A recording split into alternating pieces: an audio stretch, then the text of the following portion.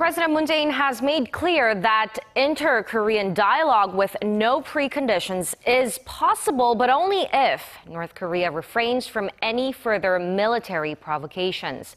The president also called on North Korea to respond, saying he respects the joint declaration reached between the leaders of the two Koreas when they met in Pyongyang 17 years ago. Hwang Hojun starts us off. 17 years after the world witnessed the shaking of hands and signing of the inter-Korean joint declaration between the then South Korean President Kim Dae-jung and North Korean leader Kim Jong-il, a ceremony celebrating its anniversary was held in Seoul on Thursday evening. And for the first time since 2006, a sitting South Korean president attends the anniversary of the historic joint declaration. President Moon Jae-in entered the hall alongside with Lee Hee-ho, the former First Lady and the widow of the late President Kim Dae-jung. About 900 people, including the mayor of Seoul, also attended. 우리는 오늘 6.15 남북 정상회담을 기념하기 위해 모였습니다.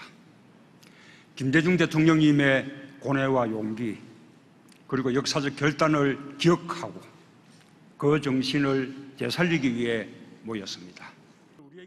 During his speech, President Moon stressed the significance of the joint declaration signed in 2000, which said that through the joint efforts of the people of both South and North Korea, problems within the peninsula could be resolved.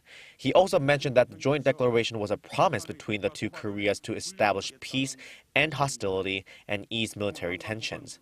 President Moon vowed to continue the efforts to bring about peace and reconciliation in the peninsula by making the joint declaration a reality through bipartisanship and public support. But he also stressed it won't be a one-way street. 북한이 핵과 미사일의 추가 도발을 중단한다면 북한과 조건 없이 대화에 나설 수 있음을 분명히 밝힙니다. President Moon has been continuously stressing the importance of international cooperation and the balance between dialogue and sanctions to bring Pyongyang to the negotiation table.